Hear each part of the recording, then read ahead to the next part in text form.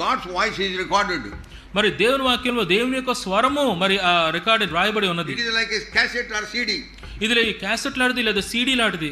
Voice of God is recorded here. మరి దేవుని యొక్క స్వరం ఇక్కడ మరి ఆ రికార్డ్ రాయబడి ఉంది. Touch with the Holy Spirit, you can hear the voice of God. మరి పరిశుద్ధాత్మ దేవుడు తాకిడి వచ్చినప్పుడు ఆ యొక్క స్వరాన్ని మనం వినగలం. You have a cassette. మీ దగ్గర క్యాసెట్ ఉందనుకోండి. You put it in the transistor and playing this one. మరి ఆ టేప్ రికార్డర్లో మీరు క్యాసెట్ ని పెడతారు. Tape recorder you keep it.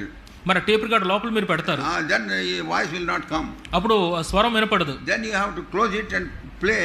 You press the play.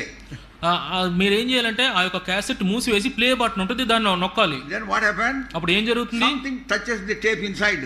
మరి ఆ టేప్ రికార్డర్లో ఏదో ఒకటి ఆ యొక్క టేప్ కి తగులుతుంది.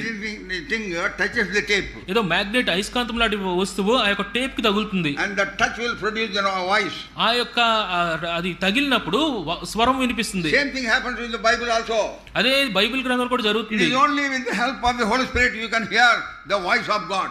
పరిశుద్ధాత్మ దేవుని సహాయంతో మాత్రమే దేవుని యొక్క స్వరాన్ని మనం వినగలం. That is why we have to be with trembling mind, trembling hearts, trembling at the presence. We should be seated in the presence of the Lord. అందుకే దేవుని యొక్క సన్నిధిలో మనం కూర్చున్నప్పుడు ఆ భయంతో కూడిన వణుకుతో కూడిన మనస్సు హృదయము మనం కలిగి ఉండాలి.